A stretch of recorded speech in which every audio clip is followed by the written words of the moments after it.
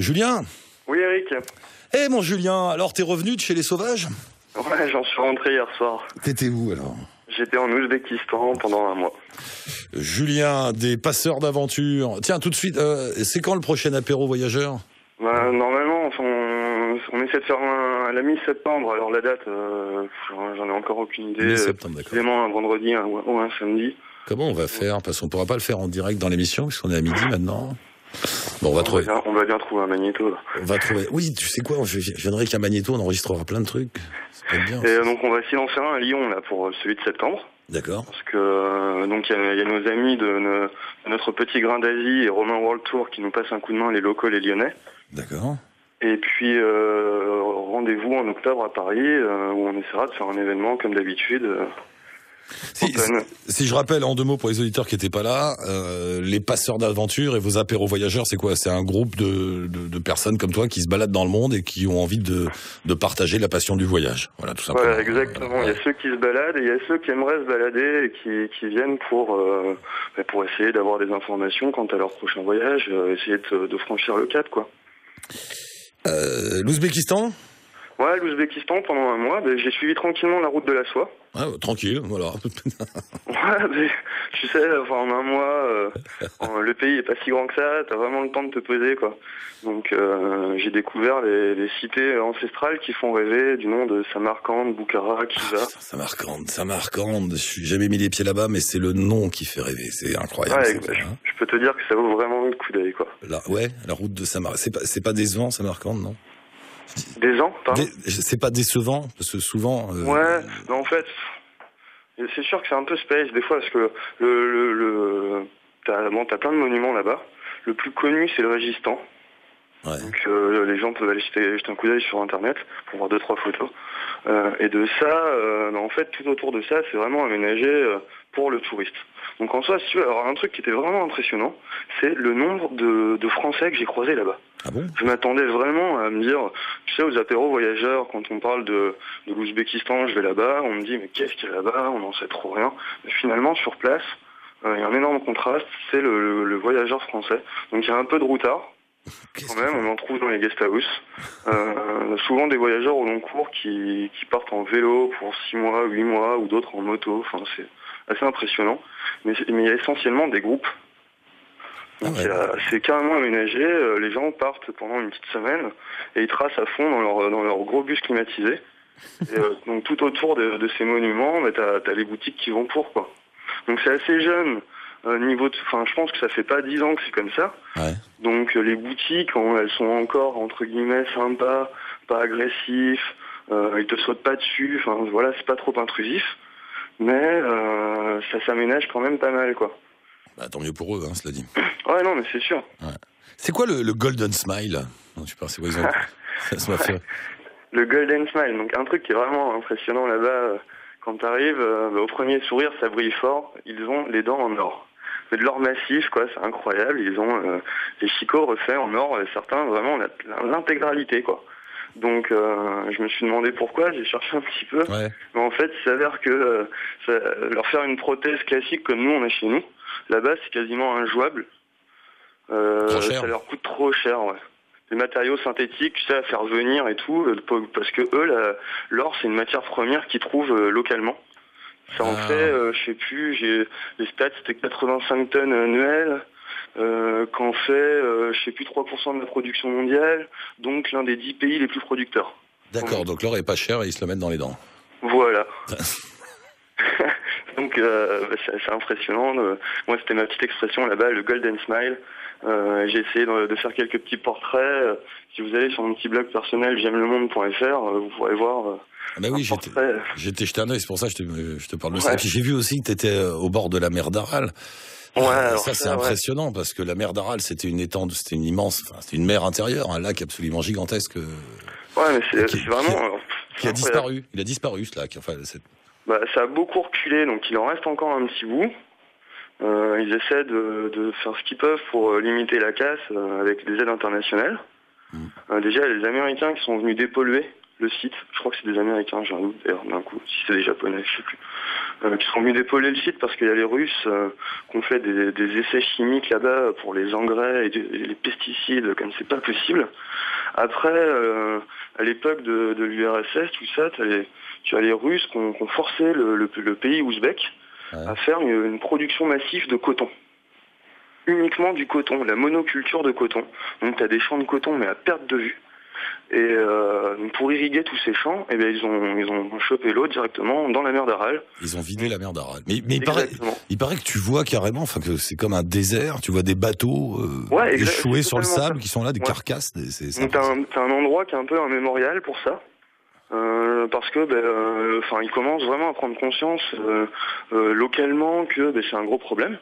Parce que, alors si tu veux, l'été, là, il fait super chaud. Moi, je me prenais entre 40 et 50 tous les jours. Bien. Tu cherches l'ombre, tu galères. Donc imagine la sécheresse auquel, là, ils ont des problèmes d'eau. Ça fait gros problème. Donc là, ils ont pris conscience du truc, mais il est carrément trop tard, quoi. Ça, c'est depuis les années 50. Donc t'as un port qui est vachement réputé. À l'époque... je sais plus trop, mais grosso modo, ça a sauvé la Russie de la famine dans les années 20.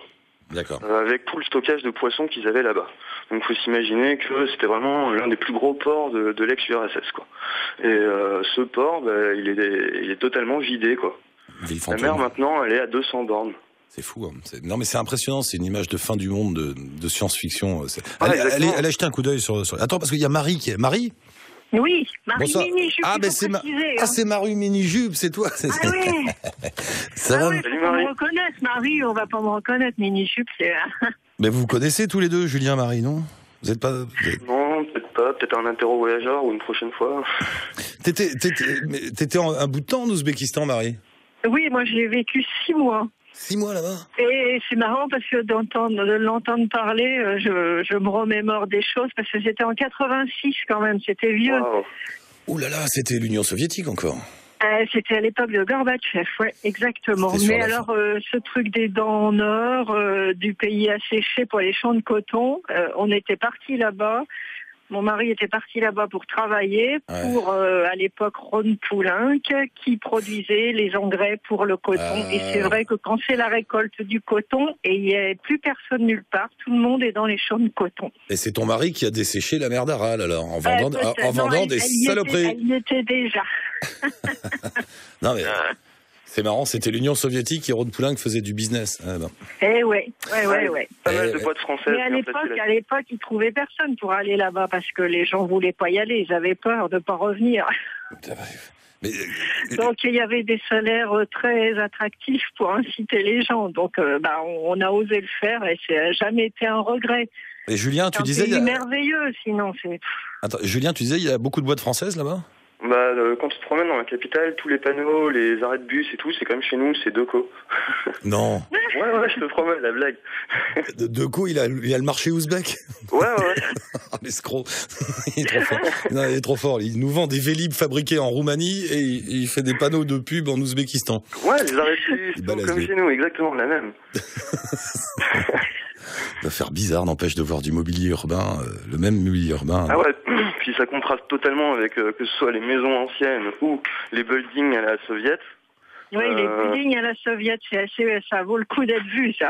Ouais, c'est impressionnant. Les villes, les vieilles villes sont vraiment divisées en deux. On est pas du voisin, on a tous la même chose là-bas. C'est le principe. Hein. C'était le principe. T'as la vieille ville ancestrale avec les monuments et tu passes un boulevard et là tu te retrouves en grande allée, gros building, c'est tous des copies conformes, ces immeubles. Des photocopies. C'est ça, c'est exactement ça, ouais. Et puis c'est quasiment vide, sauf banlieue de la capitale. Mais sinon, dans la plupart des villes, c'est totalement vide.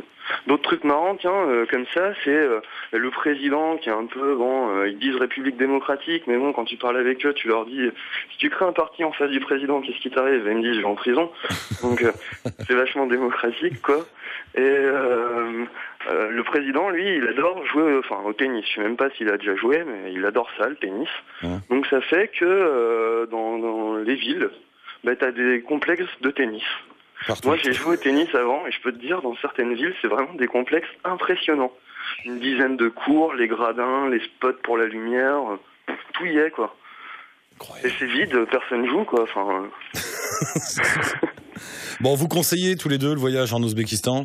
Ah oui, moi j'aimerais bien y retourner, moi, justement pour voir comment ça a changé, comment ça a évolué, parce que à l'époque on avait un périmètre de rue à pas dépasser. Hein. Si on dépassait de 10 mètres, il y avait quelqu'un qui nous tirait par l'épaule et qui nous ramenait. Hein. Et Julien, c'est facile de voyager là-bas aujourd'hui, vite fait au niveau pratique. C'est pas aussi simple que d'habitude. T'as des petites contraintes supplémentaires. Comme par exemple l'enregistrement. Donc, là, ça a un peu changé. Ils ont gardé ça. C'est certainement assoupli, mais c'est toujours galère, quoi. C'est-à-dire que quand on quitte le territoire, on est censé de justifier de toutes nos nuits placées sur place. Par un papier spécial qui fait que ta nuit sous la tente... toujours. Les tracasseries administratives de l'ex-Union soviétique. Bon, après, il y a moyen de gruger, c'est-à-dire contre quelques dollars, une guest house peut nous filer les papiers manquants. Ah voilà, ça s'arrange. La corruption libérale arrive. Exactement.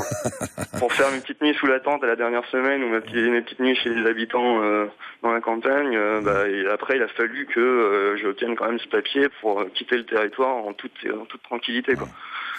Et puis après, sinon la répression politique, je pense, des flics, elle a beaucoup baissé par rapport aux années 80-90 de ce que j'ai pu en lire et de ce qu'on a pu m'en dire. Le seul truc qui reste, c'est on est régulièrement contrôlé vis-à-vis de nos papiers. Il n'y a pas on essaie de nous soutirer de l'argent, des choses comme ça. Nous, on n'était pas contrôlés parce que dès qu'on arrivait, on nous piquait nos papiers. Mais ça, maintenant, c'est quand même carrément un souci. Donc, il vérifie tout. Il faut qu'on y aille tous les deux. Marie Mini-Jupe, merci beaucoup. À une prochaine fois, Marie. À une prochaine. Salut, je t'embrasse. Salut. Julien, on se retrouve bientôt. Et rendez-vous sur j'aimeLeMonde.fr ou .com, je sais plus. Gros bisous à tout le monde, à bientôt. Salut, à bientôt. On met le lien de toute façon avec ton site. Ciao, Julien.